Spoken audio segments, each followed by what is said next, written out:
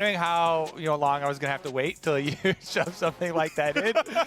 You don't have to wait at all. I didn't get to speak first, and it's already out there. Let's go, Freak. All right, now on to our patch 11.2 games here for the LCS. All of the teams agreed they wanted to be up to date on the current patch. Didn't want to lag behind at all. Analyst Desk kind of touched on it, but not a lot of really substantial changes to pro meta. We expect. Pretty big differences so far. Olaf and Talia are both open, and Nocturne has taken the place. So already there must have been some scrim stuff going on. Nocturne got really, really good buffs, both for jungle and for solo lanes, reducing the cooldown significantly on the Q. Definitely helps a lot in both those roles. Are we going to get the Olaf here or the Talia? We get neither, so they want to split. They don't want to give over just one power jungler. Cloud9 wants to take whatever's left after that. Assuming Olaf is picked, they're probably going to go with AP response here. Yep. Ooh. Okay. This is very interesting because Huhi and FBI ran this sort of a lane against Team Liquid back in the regular season, such as it is, and it's a very aggressive lane, right? You're playing Lulu with an AD carry, often something like a Felios, and it's a lot of lane pressure if you don't screw up a level 1 or level 2 all-in, so this can look very good. Obviously, solo Lulu is a possibility as well, though I am partial to bot lane. Also, a really big interaction here. Whenever you see Olaf and Kindred Lulu picked on the other side, this already 100 Thieves are dipping their toes into hard engage and dive with the Olaf playstyle, and you have lots of counter engage here on Cloud9. Defensive Kindred ultimates, Lulu shields. This team already looks like they want to kite back, like they want to have some zone control. More things you can layer on top of that. You can have Galio, you can have Swain, you can have, well, Galio and Gragas both picked up, and those are two good counter-engage options. So 100 Thieves trying to, take a couple of these tools they expecting Cloud9 to go for. There's always the possibility of anti-synergy. Gragas lets everyone out as Galio lands in. You get no knockups, but yeah, they both work really well against telegraph zones like with the Kindred ultimate. Either you cast them out of the invulnerability or you Galio slam right as it ends, and it's a free teamfight victory, so it will be fun to watch what 100 Thieves can do with their hard engage. Orianna going to be the answer. Again, another displacement champion, so you can help kick people out of your own Kindred ult there as well, or keep people alive, as you've now got 3 supportive picks for whoever Sven's going to be playing down there. Yeah, this already is a big departure from what we saw from Cloud9 for the entirety of Lock-In tournament so far. It was Cloud9, all 3 early picks, looking for things like Hecarim, looking for all these dive compositions, Blabber going super aggressive. Already, as you're saying, lots of supportive looks for them, lots of kite back, so it's going to put a lot of weight onto Sven, and we get to hype up even more the bottom lane matchup here between 100 Thieves and Cloud9. A lot of talk going around who is the best in the league. Who is going to go versus Team Liquid, for that crown. Yeah. This game is going to really determine a lot of that. So let's see. Senna got some buffs, changing the way that you can actually have Kraken Slayer procs on your Q now.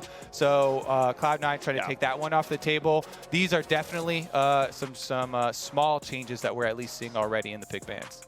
The Senna ban makes me think Samira is pretty likely. Senna is, I would say, the single best counterpick into Samira. All of her abilities that matter are basically immune to the wind wall. Auto Q, you ignore the W. It doesn't matter at all. You outrange by absurd amounts, and there's not a lot of gameplay left. So that was one of the options. Going to go for a Felios after all. Again, that is the sort of most standard late-game hard carry, especially when Kai'Sa is gone. So is it going to be some aggressive laning? It's possible that Gragas is support. It's possible that Gragas is still top lane. We don't know just yet. But Misfortune is an aggressive laner, and I'm curious, Seraphine is up. If you're going more hard engage, it's going to be Rel instead.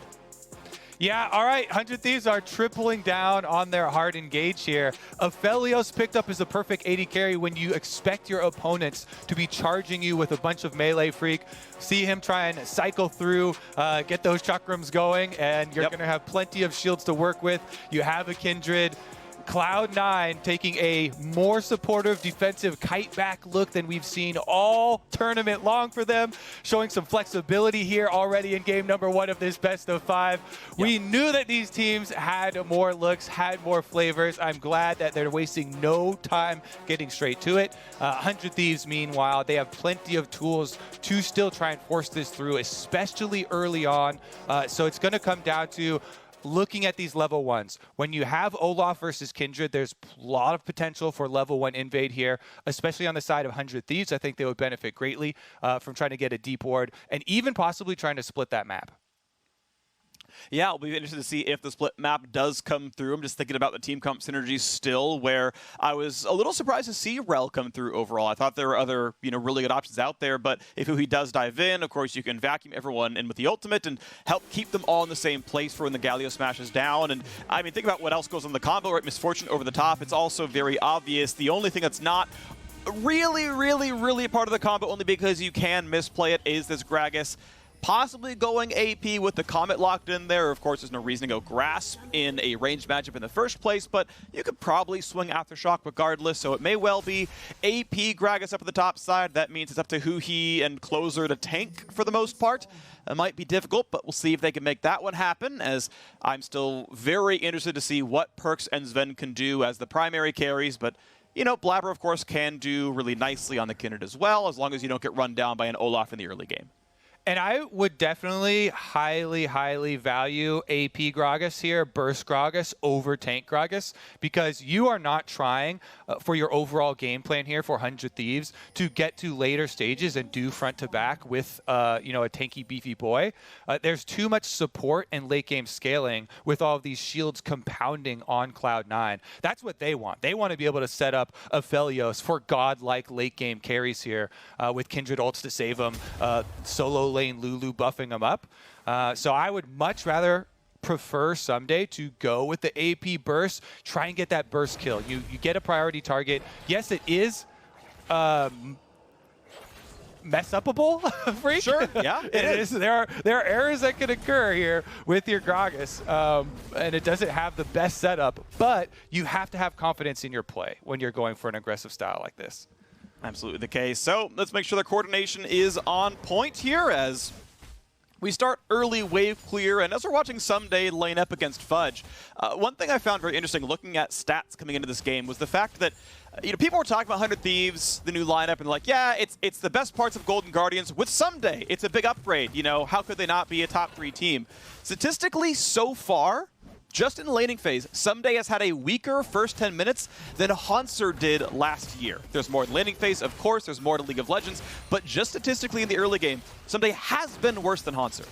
Yeah, and I definitely know some of where those statistics are coming from. If you look at the actual games, remember specifically the Jax game where he did not get jungle pressure from his own team, from Closer, and got camped fairly hard. Plus his game versus Alphari did not go that well in the lane phase. The Aatrox into Renekton, Alphari definitely hurting those CS numbers and giving it to him. So we shall see how that fares this time around, because we expect so far, Closer to continue power clearing here on the Olaf.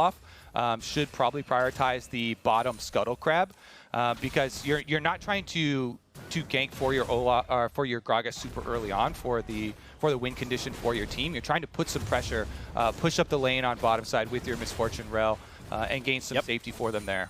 I mean, this is one thing that 100 Thieves does exceptionally well, is the play around bottom side. Some days frequently on an island, left alone, sure, whatever, but there's so many bot lane dives. It's why Damonte keeps playing Twisted Fate, Galio, things like this, because they're going to set up for a 3-on-2 or a 4-on-2 in the bottom lane, and someone's going to die. It's what happened in their quarterfinals. It's what happened in plenty of their group stage games here as well. Even against some of the very strong teams like Team Liquid, they could still make those dives work, even against incredibly smart players. It's likely to happen again. If you look at gold stats for every player in this game, as Damonte's got to be careful, he'll be fine. The top 4 gold earners in the first 10 are just the bottom 4 players of 100 Thieves. They just earn more than every opponent they're ever against, because those dives work, they get plates, they get kills, and no one can keep up against them. And the biggest thing, too, is that they've been so efficient about it. They haven't diverted Closer's routes or made him wait around a long time for these plays. And I think a lot of credit does go to Damonte in mid lane, who has been so good with controlling his minion waves for these timings. You'll see so many of these roams prepped where he uses a lot of his health, a lot of his mana, even his teleport here already super early on, to be able to get those windows to work with Closer so they can have very successful and efficient ganks. And as Perkz tries to knock down the minion waves, misses a couple under the turret. Someday gonna go for a bit of damage here, still has his own teleport. Damages Fudge through the shield, not much else to do, and Someday chugs through the last of a couple of potions. He's got a biscuit for a bit more mana when he needs it, but still running a bit low. Blabber, Closer, and Damonte going to be finding each other pretty soon top side, as Closer, of course, knows there's no red buff up, but may think about these chickens being, or sorry, the Krugs being back up, but also a possible topside dive. Fudge is already warded. Somebody's going to start this one early on, gets a bit of damage down. Fudge is at 500 HP, and can the squad join up? Perks has teleport if he needs to, will burn it here. He's already recalled, has the mana pool. Fudge will be taunted. He will flash away. He will get a new shield, and Closer will drop. You should have settled, buddy. First blood goes to Cloud9. That was bold from 100 Thieves, is they see the teleport and they still make the call to try and burn the kill and get out afterwards. Closer flashing to try and finish it up, but already we see the shields coming in. The frustration starts to brew here for 100 Thieves. Someday takes a tower shot, uses his full combo before the rest of the squad arrives.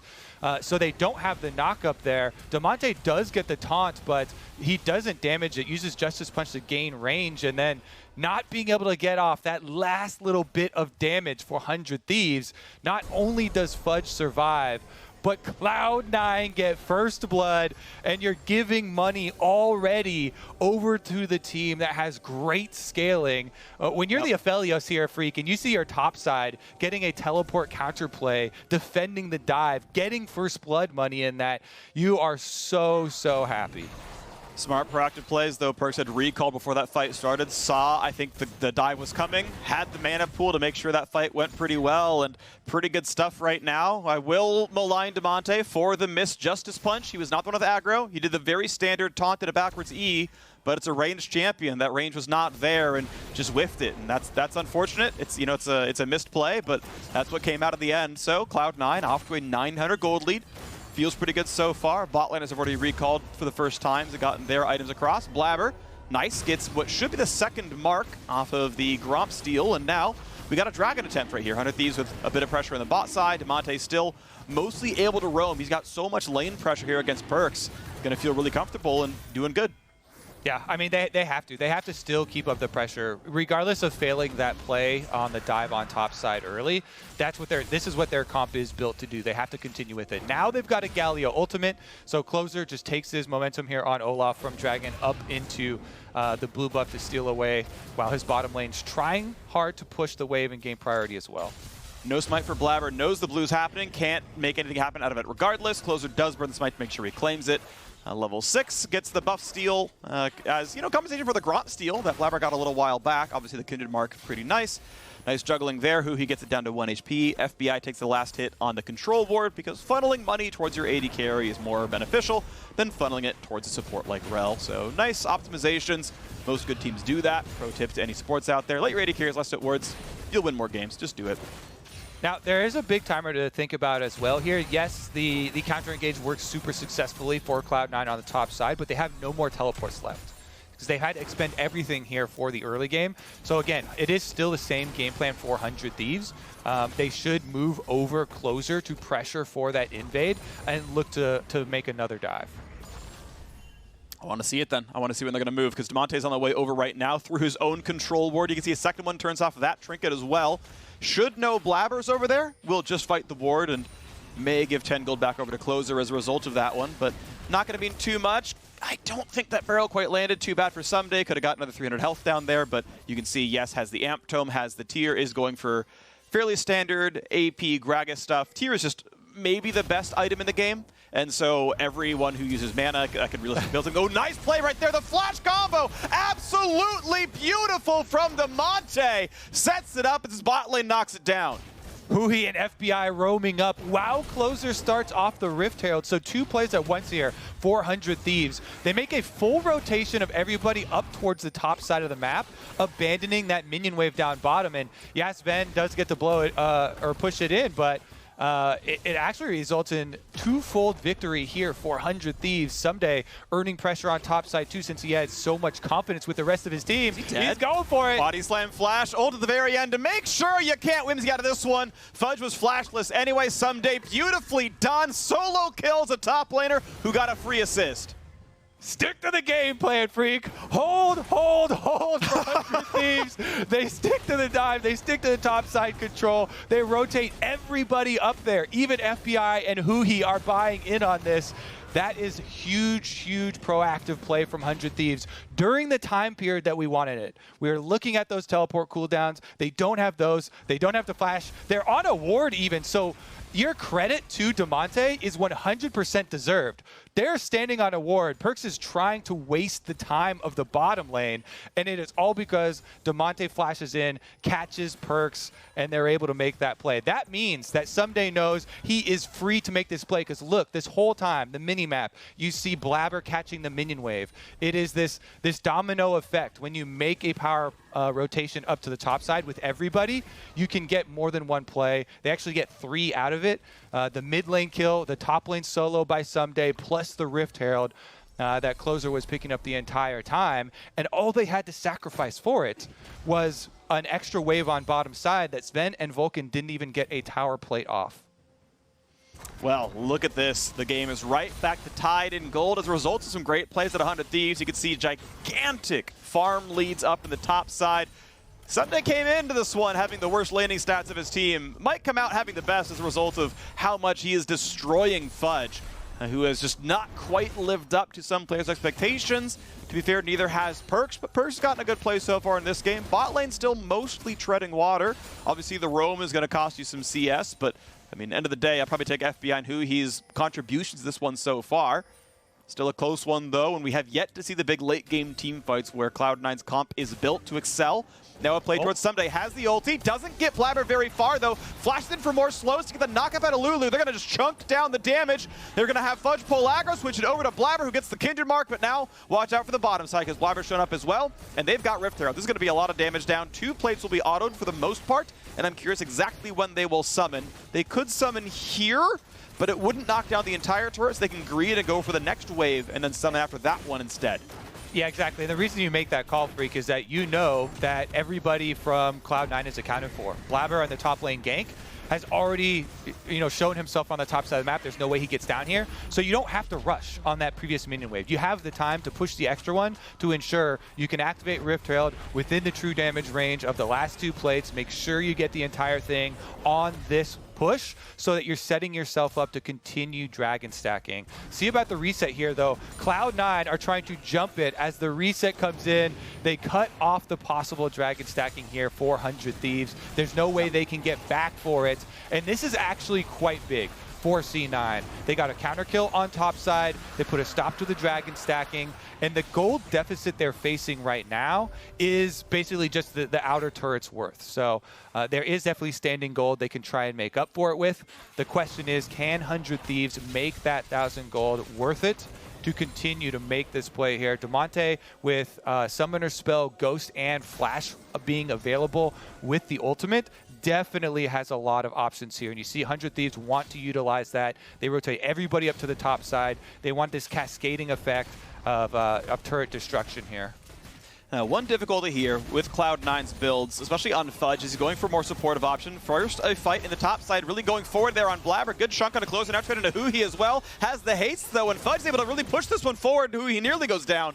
They will be able to get away with a flash, so he's going to stay alive, or at least just jumping away on the horse. But I want to point out the point that Fudge went for Moonstone Renewer. It means that he is going to be very, very weak in any one-on-one. His Mythic doesn't have stats in the one-on-one. You really can't get anything done with that one. And this means that if he's up in a lane against Damonte or Someday, he really, really cannot fight back. This can matter down the line if 100 Thieves just gets really significant side lane pressure that Fudge cannot match. And honestly, I say you have to go for it. You have to commit to your playstyle. This team doesn't want 1v1s. This team wants to be able to buff up Blabber and Sven. We saw a little taste of it here, where Cloud9 are chasing them out of their own jungle, and Blabber is able to get the flash. Lulu's speed and shields up on him. He is a force to be reckoned with, chasing down those melee champions. And it's going to have to be this coordinated effort from 100 Thieves, looking for flank opportunities, wards deep up into the jungle to ensure that they can have this melee threat really get to the source here. As you're saying, there are going to be squishy members on Cloud9, and especially vulnerable to getting CC locked. A Lulu like that with Moonstone Renewer definitely is a viable target as well. And if you take out, that healing and shielding source early on too, can be quite valuable. It really can. So 100 Thieves moving to the top side with their duo lane. That's already been matched by Cloud9 from a little while ago. Bot lane turret never quite did fall, but 4 plates were taken, so C9 got pretty close in that regard. I think the plate count was reasonably tight here, but 100 Thieves about to knock down the rest of top lane turret, and Sven can sit in a brush and wait. He can at least kill the ward, so hey, good job. You earned yourself 30 gold, but top lane turret will fall, and 100 Thieves tied in turrets, tied in kills. Tied in dragons and kills, but 2-0 in turrets. Blabber getting some counter jungling at this side of the map. That's not too bad. Obviously, Kindred again has their own minigame where you really care about Kindred marks. This should be number 4, and it is, as he got and that's enough counter jungling done. Yeah, that's your big break point for your big boost in range. So he's definitely able to operate now in these team fights. That little bit of range when you've got Gragas to worry about, so much zoning from the Galio and Misfortune as well. Every little bit counts. And remember too, in the comp year 400 Thieves, with the Rel last pick that they actually chose, yes, it also gives more engage for the team, but she can also break shields. And it's kind of difficult when you're a squishier support and you don't have a lot of time to wait for the perfect moment. But she can, if you get a critical shield break, on a Aphelios or Kindred, then that can also turn the tides, allow something like your AP Gragas that I was calling for to be able to get off just enough damage to burst one of the carries. Absolutely. I mean, burst is really going to be the name of the game, because if it's fast enough, the answers aren't there. But 3 provide shields, 1 more has invulnerability functionally. That's going to be a big deal. And obviously Sven, you can see with the little bit of white on the health bar, is also running overheal. So anytime you've got red gun or just lifesteal in general, that's another 10% roughly max health bonus. So yeah, these are going to be some hard to kill champions, of course. And since Shattering Strike, goes through, you can, try and get some real value, break all 3 of those shields. Hopefully, if you can get the timing right. So Huhi definitely has the possibilities here, and that's a player that I want to talk a lot in this series. We saw the fan vote. I was actually kind of shocked that he was the lowest discrepancy there for 100 Thieves. They had him just over 25% versus Vulcan, and Huhi has been really, really good for 100 Thieves on the initiation front, but now he's going to play a critical role as well within the team fight. And let's see about Dragon number 3. 10 seconds left on the clock here for Cloud9 to try and get vision. 500 gold difference. Blabber is the front man, gets the haste, walks in. It's the old Juggernaut, but it's on Kindred. Kindred can jump away from stuff if it gets scary, so it's a lot safer than some of the other cases there. And look at that, Cloud9 has taken most river control, big damage on a Fudge, so has to jump back away. Here comes the hard engage. Over the top comes bullet time, and goodbye to Blabber and Perks. Instantaneously, they are shut down. 100 Thieves with a double kill. Yeah, guess what? Lulu, Moonstone Renewer, not a great face checker, Freak. Fudge goes and takes 80% of his life. Then huge engage for 100 Thieves. Perfect lockup for FBI's ultimate as well.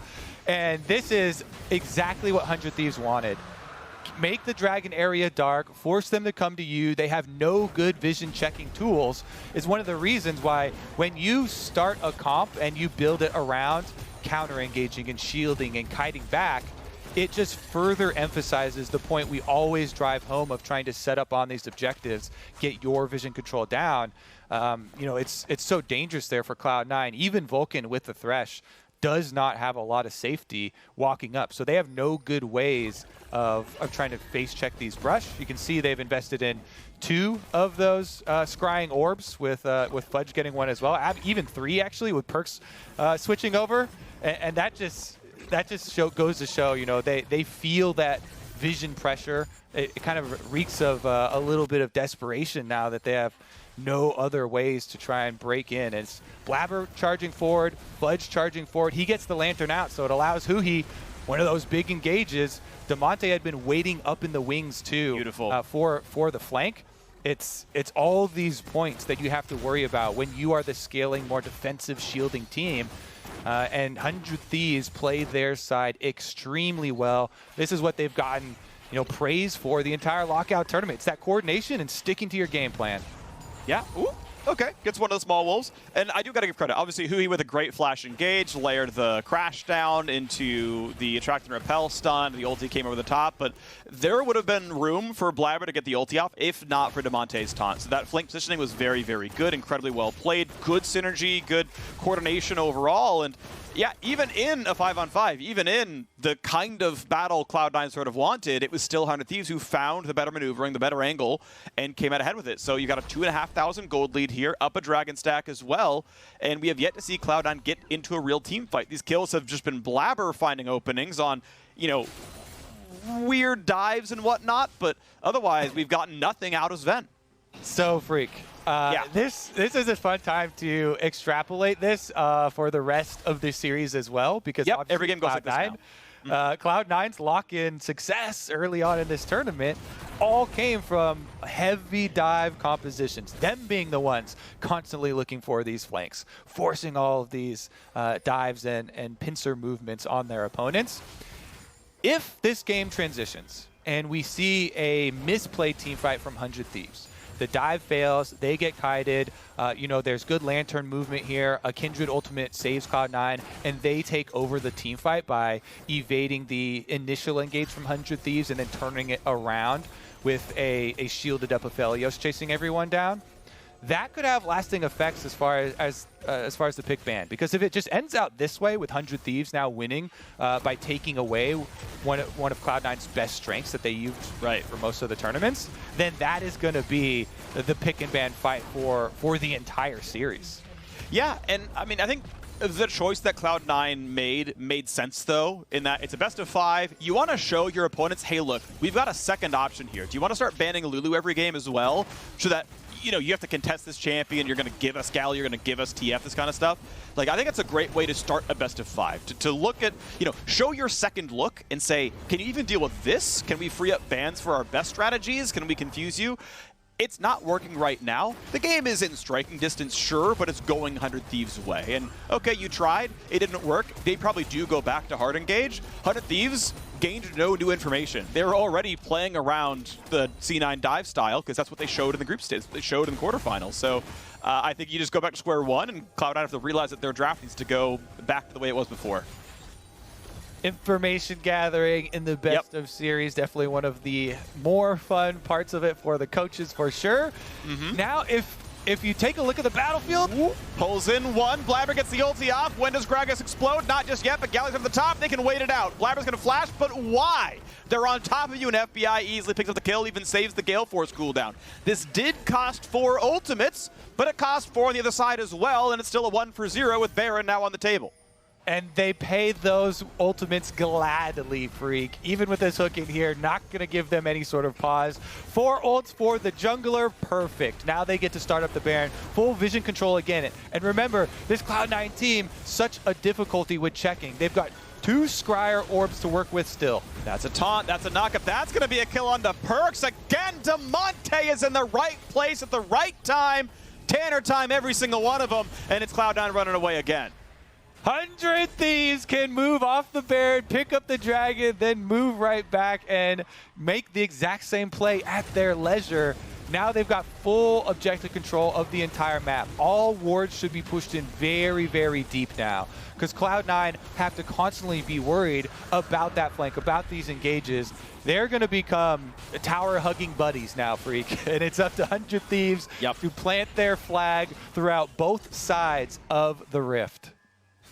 And I think a lot of the reason that flag is getting planted is there's somehow 11 hands in this team. Damonte, I feel like, has been incredible this year. I played into the memes as well, where it's like, look at all these great players with Damonte also on the team. But he has been outstanding this entire year. Yeah, it's been 8 games counting this one. I realize it's not the biggest sample size, but he's the biggest gold leader on his team from roaming the bot lane and killing the enemy bottom lanes. He has been a huge focal point of the squad so far, and he's probably the single biggest reason why they're winning in this one as well. 2021 has been the year of Tanner Damonte. He is absolutely outstanding, and he's my front runner 100 Thieves right now.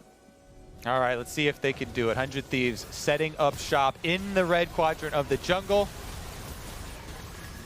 Yeah, they're going to battle a little bit. Closer to kite back. Good smite comes through again. The dive in for Hui. The knockups, the taunts, and again, again. They're in the right place. The taunts prevent the spells, and Cloud9 goes down again. There's no change, Freak. There's not going to be a successful disengage for Cloud9 now. The train has already left the station. 100 Thieves now killed 2 members, including the jungler. Baron bait number 2 is up. They can turn. Someday's got Flash and Gragas ultimate. Okay, look for it. Look for it. Someday and Devontae are in the back. Devontae with Ignite and TP, so no flash plays right now. He chunked down by Baron. Here comes the body slam. That's onto Sven, pushing him back in. He's still got the shields, though. Has to cut away. Taunted. Dove on. Down he goes. Sven with his 1 death per game. Shock up into 2, but a Galio shield keeps them alive, but not enough for FBI. Perks gets the damage in a trade back. AD carries it to the 4-on-4 on the map. Blabber has respawned, and Baron will be stopped. It is stopped. Extra kills here in the favor of 100 Thieves. Perk's getting 1 back. So Cloud9 getting some hope, and they are waiting for this redemption team fight where they're able to actually successfully disengage on one of these initiations. Do they have the damage to burn through this? It's Kraken Slayer Kindred on 2 items. They have very good damage right now. The problem is, do they have the damage in time? It's going to be fairly close. Close is on the way. TV's coming in. I think they can burn it. There is no smite. There is no smite on the side of 100 Thieves. This should go to Blabber if he doesn't just die. Oh, you gotta be kidding me. He gets it without smite. Closer just knocked it down with the basic ability. Goodbye to Fudge. Goodbye to Cloud9. 100 Thieves is going to take game 1. Yep, goodbye to game number 1 here. Closer just runs right in and wrecks house, destroys Cloud9. They knew they didn't have any time to work with. Their only hope was sneaking a Baron here, testing their DPS, but 100 Thieves will call a fail for them on that test. And this is going to be Baroned up. 100 Thieves taking a stand in game number 1. Hey, C9, we're taking away the hard engage. You can't leave Olaf up any longer. Apparently not. You can fail the first tower dive, doesn't matter. Stopwatch for Vulcan means a couple of cooldowns are burned, but he is here again! That's another tower dive. That's another 3 kills picked up. A Zoniel keeps Shockwave from mattering. Perks can't get any damage. Here's the taunt, a triple for FBI. The Nexus has been opened up. Will they go for the KDA? They will go for the victory. 26-38. 100 Thieves smash Cloud9 in game 1. The engages, Freak. Oh, the engages. He definitely doing credits to everyone who voted for him. He was the lowest percentage of the fan vote as far as discrepancy between these 2 teams. He proved everyone who doubted him wrong. Huge rel engages over and over and over. Yeah. That being said, there were multiple engages for 100 Thieves, and all of them were able to find their mark at different points. Someday and Demonte as well. So that's just game number 1 of our best of 5, though. Now we get into the layers of changing it up throughout the best of series.